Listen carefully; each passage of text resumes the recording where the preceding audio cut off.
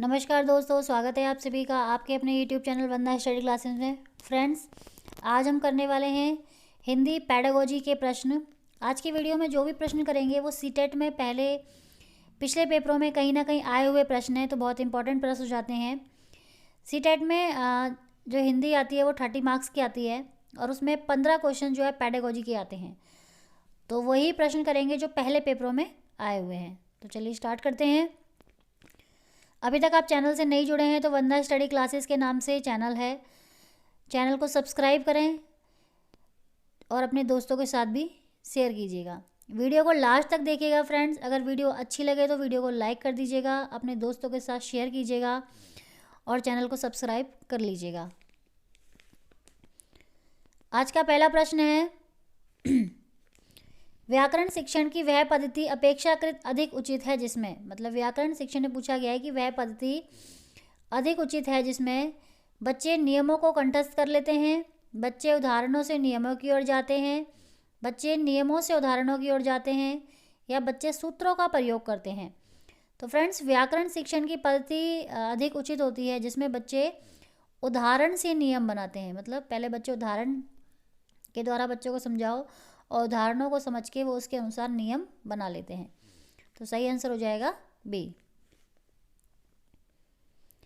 अगला प्रश्न है अपनी कक्षा में समावेशी माहौल का निर्माण करने के लिए आप किस बात को अधिक महत्वपूर्ण मानते हैं। नीचे आपको स्टेटमेंट दी हुई है और पूछा गया है कि अपनी कक्षा में समावेशी माहौल का निर्माण करने के लिए आप किस बात को अधिक महत्वपूर्ण मानते हैं। फ्रेंड्स, अगर आप सीटेट का एग्ज़ाम फर्स्ट टाइम देने जा रहे हैं तो सीटेट में 150 नंबर का सीटेट का एग्ज़ाम आता है और 150 में से आपका 80 to 90 मार्क्स की जो है पेडागोजी और टीचिंग मेथड से क्वेश्चंस आते हैं। फिर सीटेट का जो एग्ज़ाम है वो थोड़ा अदर टेट एग्ज़ाम से थोड़ा सा अलग है।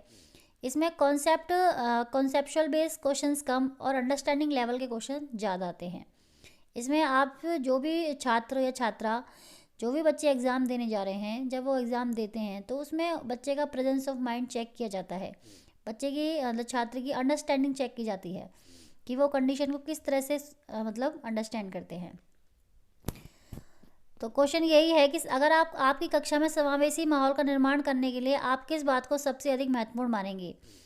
पहला है विभिन्न प्रकार के दृश्य श्रव्य संसाधनों का आवश्यकता अनुसार उचित प्रयोग करेंगे, स्वयं के बोलने की गति को धीमा करेंगे, सभी बच्चों से सभी आभासिक कार्यों को समान रूप से संपादित करवाना, या फिर विभिन्न प्रकार के दृश्य सब संसाधनों का सदैव अनिवार्य प्रयोग। तो देखिए, दृश्य सभी संसाधनों का प्रयोग करना सबसे सही उचित है, लेकिन आवश्यकता अनुसार आप सभी दृश्य सर्वे संसाधनों का सदैव मतलब हमेशा एक जैसा यूज नहीं कर सकते। तो सही जो आंसर हो जाएगा वो हो जाएगा दृश्य श्रव्य संसाधनों का आवश्यकता अनुसार उचित प्रयोग, समावेशी माहौल का निर्माण करने के लिए। अगला प्रश्न है भाषा सिखाने का सही क्रम है। भाषा सिखाने का सही क्रम क्या है। बोलना, सुनना, पढ़ना, लिखना, सुनना, बोलना, पढ़ना, लिखना, सुनना, बोलना, लिखना, पढ़ना, लिखना, बोलना, सुनना या पढ़ना। तो फ्रेंड्स, भाषा सिखाने का सही क्रम आप इसके लिए इसको शॉर्ट में इस तरह याद कर लीजिए, LSRW। अगर आप ये लाइन याद कर लेते हैं ना, ये मतलब ये वर्ड याद कर लेते हैं ना LSRW, तो आपका डेफिनेटली इंग्लिश और हिंदी, अगर आपका सब्जेक्ट इंग्लिश है इसमें एक, तो इंग्लिश और हिंदी में आपका डेफिनेटली 1 से 2 क्वेश्चन बिल्कुल सही हो जाते हैं, क्योंकि हिंदी में भी और इंग्लिश में भी यहाँ से क्वेश्चन आते हैं।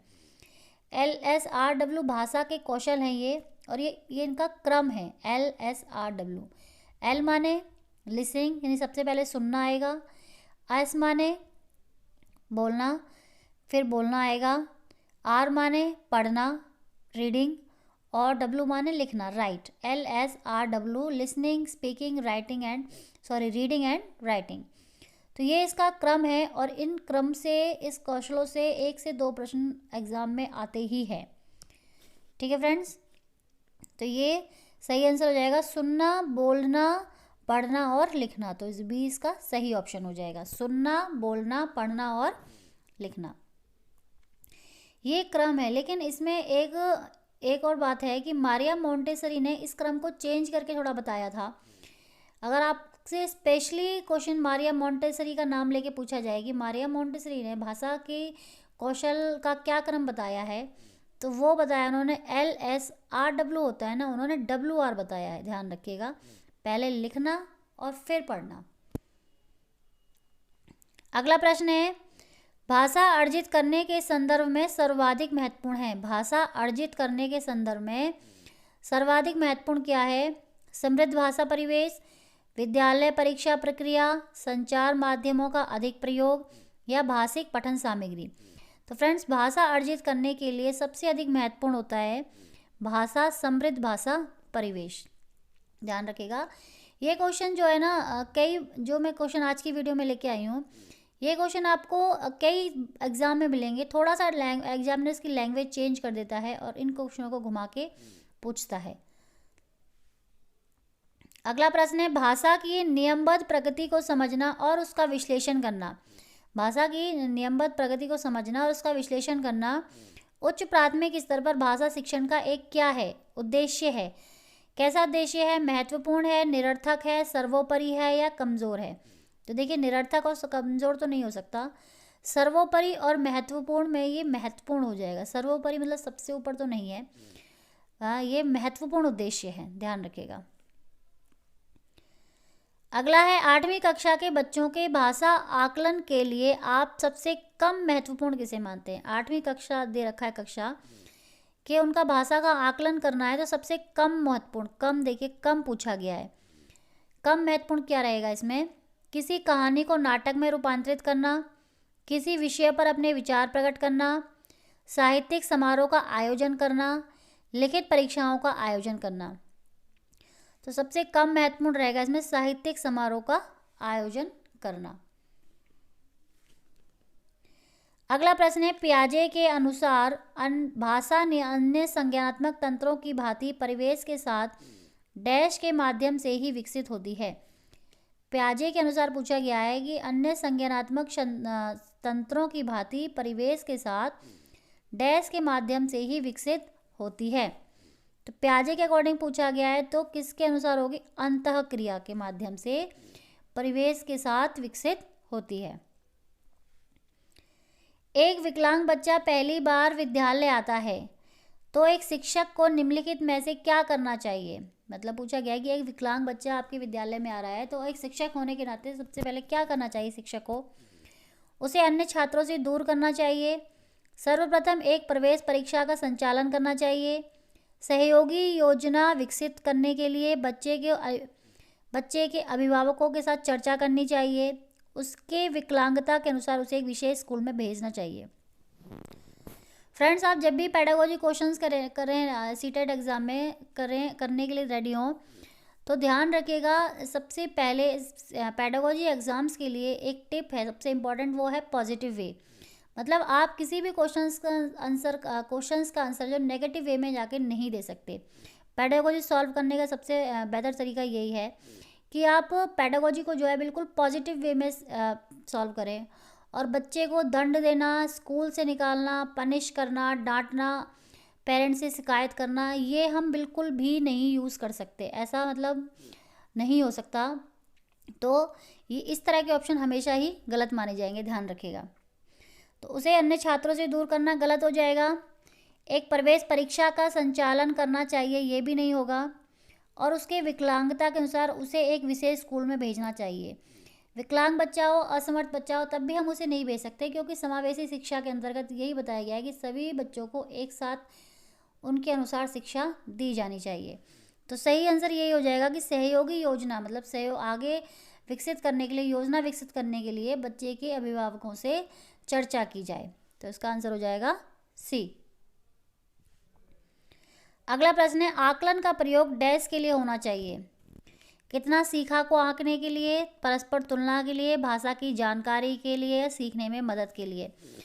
तो आकलन का प्रयोग हमेशा होना चाहिए सीखने में मदद के लिए। अगर आप आकलन कर रहे हैं बच्चों का, तो आकलन इस तरह कीजिए कि इसमें बच्चे को सीखने में मदद मिले, ना कि उसको दंड देने के लिए आप आकलन करें। अगला है, अंतर्निहित भाषा क्षमता का संबंध डैश के साथ है। अंतर्निहित भाषा क्षमता का संबंध डैश के साथ है। प्याजे, स्किनर, वाइगोत्स्की या नोम चॉम्स्की। तो अंतर्निहित मतलब भाषा जो बच्चा जन्मजात सीख के आता है, अंतर्निहित होती है भाषा, तो ये किसने कहा था? ये नोम चॉम्स्की ने कहा था। अंतर्निहित भाषा का संबंध, ध्यान रखिएगा, नोम चॉम्स्की के साथ है। अगला प्रश्न है, भाषा अर्जन के संबंध में कौन सा कथन सही है? सही पूछा गया है भाषा अर्जन के बारे में। यह सरल होता है, यह कठिन होता है, यह सीखा जाता है और यह सहज होता है।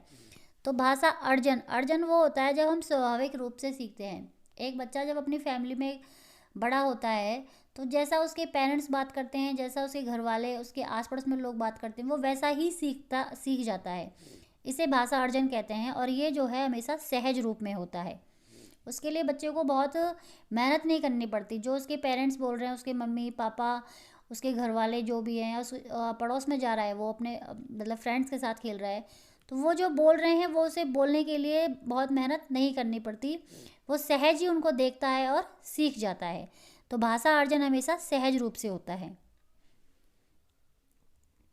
अगला प्रश्न है, उच्च प्राथमिक स्तर पर व्याकरण सिखाने की किस विधि को आप सर्वाधिक महत्वपूर्ण उपयोगी पाते हैं? उच्च प्राथमिक स्तर पर पूछा गया है कि आप व्याकरण सिखाने के लिए कौन सी विधि सर्वाधिक महत्वपूर्ण है? निगमन विधि, आगमन विधि, अनुवाद विधि या पाठ्य पुस्तकीय विधि? तो फ्रेंड्स, इसका सही आंसर हो जाएगा आगमन विधि। ये प्रश्न हमने ऊपर भी किया था। उसमें पूछा गया था कि मतलब व्याकरण सिखाने के लिए क्या सही रहेगा, तो हमने कहा था उदाहरण से नियम की ओर। और यहाँ प्रश्न देखिए लैंग्वेज चेंज कर दिया कि कौन सी विधि होगी? आगमन विधि। और आगमन विधि को ही होती है उदाहरण से नियम की ओर। अगला प्रश्न है, मुहावरे और लोकोक्तियाँ के प्रयोग के संदर्भ में कौन सा कथन उचित है? हम हिंदी में मुहावरे और लोकोक्तियाँ यूज़ करते हैं, प्रयोग करते हैं, तो इसके संदर्भ में सही कथन पूछा है। यह भाषा का अनिवार्य हिस्सा है, भाषा का अलंकरण करना इसका कार्य है, यह भाषा को नियंत्रित करते हैं और भाषा प्रयोग को प्रभावी बनाते हैं। तो यह भाषा प्रयोग को प्रभावी बनाते हैं। ध्यान रखिएगा, मुहावरे और लोकोक्तियाँ भाषा के प्रयोग को प्रभावी बनाते हैं। नेक्स्ट है, सामाजिक अंतःक्रिया की अवधारणा किससे संबंधित है? सामाजिक अंतःक्रिया की अवधारणा कॉन्सेप्ट किसने दिया था? ये स्किनर ने दिया था, जीन पियाजे ने, वाइगोत्स्की ने या थॉर्नडाइक ने? तो फ्रेंड्स, सामाजिक अंतःक्रिया का हम सभी जानते हैं सामाजिक रूप से अधिगम किसने कहा था? तो ये कहा था वाइगोत्स्की ने। तो सही आंसर हो जाएगा सी। 15 नंबर का क्वेश्चन है, निम्नलिखित में से कौन सा प्रश्न बच्चों की भाषा क्षमता के विकास में सर्वाधिक सहायक है? निम्नलिखित में से कौन सा प्रश्न बच्चों की भाषा क्षमता के विकास में, मतलब भाषा क्षमता, बोलने की क्षमता का विकास हो, उसमें कौन सा प्रश्न सहायक होगा? डाल डाल का प्रयोग करते हुए वाक्य बनाओ, तुम्हारी मनपसंद किताब कौन सी है, तितली और कली ने क्या खेल खेला, या तितली कली के पास कब गई होगी और क्यों? तो देखिए, भाषा क्षमता का विकास तभी होगा जब बच्चा अधिक से अधिक, मतलब ज़्यादा से ज़्यादा बात करने की कोशिश बात करेगा। तो इस देखिए 4 प्रश्न दिए हुए हैं, इसमें सबसे ज़्यादा अगर बच्चे को बोलना पड़ेगा तो वो किस पे बोलेगा कि तितली कली के पास क्यों गई होगी और कब गई होगी और क्यों, इस पर वो अपने विचार ज़्यादा से ज़्यादा प्रकट करेगा। तो इसका सही आंसर यही हो जाएगा। अगला प्रश्न है, उच्च प्राथमिक स्तर पर डैश परिचित कराने की प्रक्रिया पर बल दिया जाता है। उच्च प्राथमिक स्तर पूछा है कि डैश परिचित कराने की प्रक्रिया पर बल दिया जाता है। लेखन प्रक्रिया से, अलंकार छंद से, साहित्यिक विद्याओं से या पठन क्रिया से? तो देखिए, लेखन क्रिया से, पठन क्रिया से और अलंकार छंद से तो पहले ही मतलब बच्चे को परिचित कराया जाता है, लेकिन उच्च प्राथमिक स्तर पूछा गया है तो साहित्यिक विद्याओं से बच्चों को परिचित कराया जाता है। अगला प्रश्न है, भाषा सीखने और भाषा अर्जित करने में मुख्य अंतर का आधार नहीं है। भाषा सीखने और भाषा अर्जित करने में मुख्य अंतर होता है, उसका आधार नहीं है। स्वाभाविकता, सहजता, व्याकरण या भाषाई परिवेश? तो देखिए इसमें जो अंतर का आधार नहीं पूछा गया है तो वो होगा व्याकरण। व्याकरण इसका आधार नहीं है। बाकी स्वाभाविकता, सहजता और परिवेश भाषा सीखने और अर्जित करने के अंतर का आधार है। बच्चों की सशक्त लेखन क्षमता का परिचायक है। बच्चों की सशक्त लेखन क्षमता का परिचायक पूछा गया है। सुंदर लिखावट, मौलिक विचार, अलंकारिक भाषा या सशक्त वाक्य विन्यास। तो फ्रेंड्स सशक्त लेखन क्षमता पूछा गया है। लेखन क्षमता अच्छी तभी होगी जब उसके मौलिक विचार, इसका सही आंसर हो जाएगा मौलिक विचार। विचार जितने ज़्यादा सही होंगे तभी बच्चा उसी हिसाब से सही लिख पाएगा।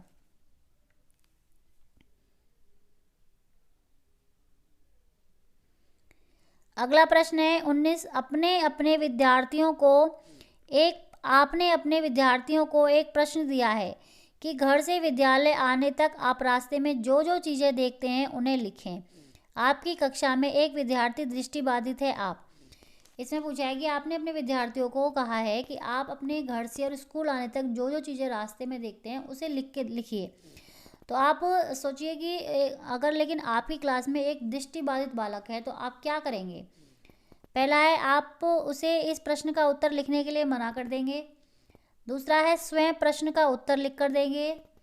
तीसरा है कि उसे कहेंगे कि अपने सहपाठी से पूछकर लिख लो। और लास्ट वाला ऑप्शन है कि प्रश्न में उस बच्चे की आवश्यकता के अनुसार परिवर्तन करेंगे। तो फ्रेंड्स देखिए बच्चे को मना करना ये गलत होगा। आप स्वयं भी उसका उत्तर नहीं लिख के दे सकते। ठीक है, तो सही जो ऑप्शन हो जाएगा वो यही होगा कि आप प्रश्न में बच्चे की आवश्यकता के अनुसार परिवर्तन करेंगे। क्योंकि दृष्टिबाधित बालक है तो वो तो जब घर से स्कूल तक आएगा तो कुछ नहीं देख पाएगा। तो आप प्रश्न में थोड़ा चेंज करेंगे कि जैसे रास्ते में क्या क्या सुनते हो, आप क्या क्या महसूस करते हो वो लिखो। तो आप प्रश्न में परिवर्तन करेंगे उसे लिखने के लिए। अगला प्रश्न है तपस्या 7वीं कक्षा में विभिन्न संदर्भों में पृथ्वी, वसुधा और भूमि शब्द के प्रयोगों की तरफ बच्चों का ध्यान आकर्षित करती है। ऐसा करने में उसका उद्देश्य है। तपस्या जो है एक 7वीं कक्षा को पढ़ाती है और वो मतलब किसी टॉपिक को लेके पृथ्वी, वसुधा, भूमि इनका अलग अलग प्रयोग बता रही है बच्चों को। तो उसमें क्या उद्देश्य है उसका ये बच्चों को बताने का। शब्द भंडारण का विकास करना, भाषा का व्याकरणीय ज्ञान देना, हिंदी की बारीकियां समझाना या पर्यायवाची शब्दों की परिभाषा देना। तो फ्रेंड्स देखिए पृथ्वी, वसुधा और भूमि एक ही शब्द के पर्यायवाची हैं, पृथ्वी के ही पर्यायवाची शब्द हैं।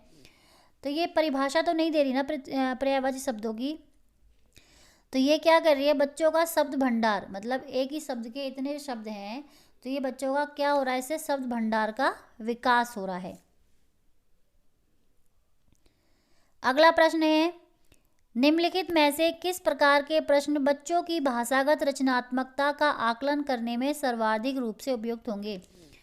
किस प्रकार के पूछा गया है प्रश्न भाषा की रचनात्मकता का आकलन करने के लिए उपयुक्त हैं। मुक्त अंत वाले प्रश्न, बहुविकल्पीय प्रश्न, एक शब्द में उत्तर वाले प्रश्न, सही कथन पर निशान लगाओ वाले प्रश्न।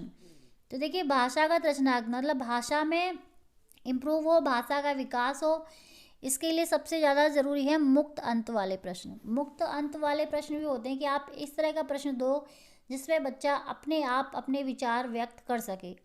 जैसे कि अगर आप कल डॉक्टर बन जाए तो, जैसे अगर आप भारत के प्रधानमंत्री होते तो इस तरह के क्वेश्चन होता है जिसमें बालक अपने ज़्यादा से ज़्यादा विचार व्यक्त करेगा, तो जिससे उसकी भाषा में जो है विकास होगा, भाषा का क्षमता का विकास होगा।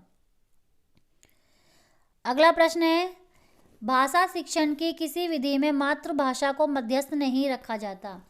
भाषा शिक्षण की पढ़ाने की जो है शिक्षण की जो है किस विधि में पूछा गया है कि मध्यस्थ भाषा को मातृभाषा को मध्यस्थ नहीं रखा जाता है। जैसे व्याकरण विधि, सूत्र विधि, अनुवाद विधि या प्रत्यक्ष विधि।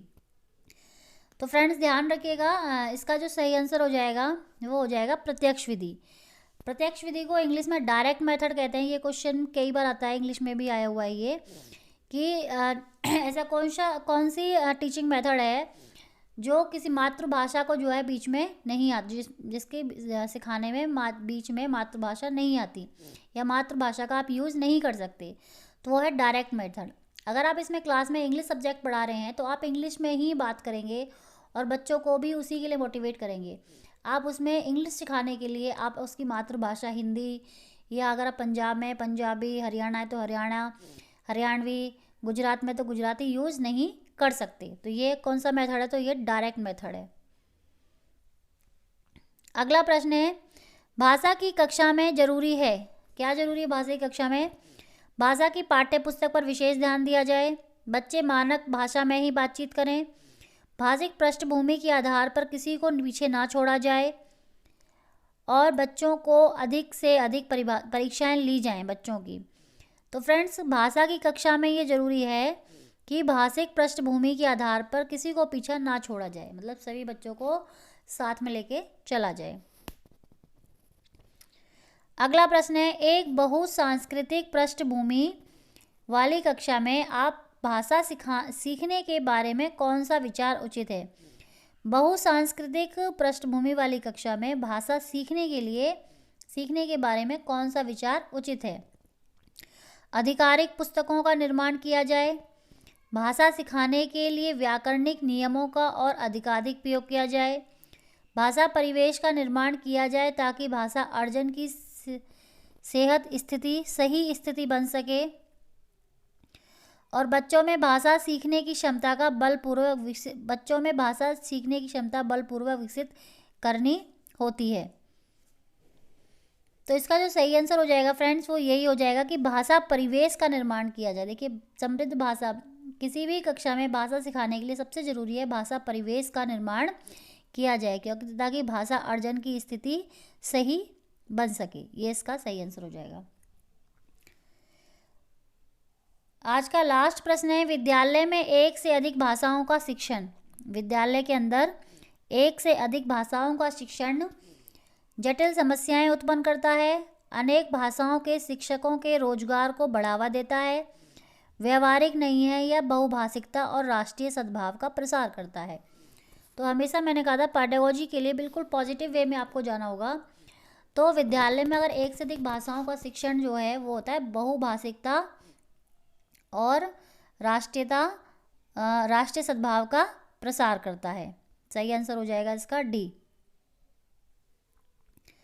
तो फ्रेंड्स, ये थे आज की वीडियो में हिंदी पेडागोजी के 25 क्वेश्चंस, और आज की वीडियो में जितने भी क्वेश्चंस थे ये सीटेट एग्ज़ाम में ऑलरेडी आए हुए हैं, और बिलीव करिए कि जो सीटेट एग्ज़ाम में है उसमें क्वेश्चन इसी टाइप से और यही इसी तरीके से पूछे जाते हैं।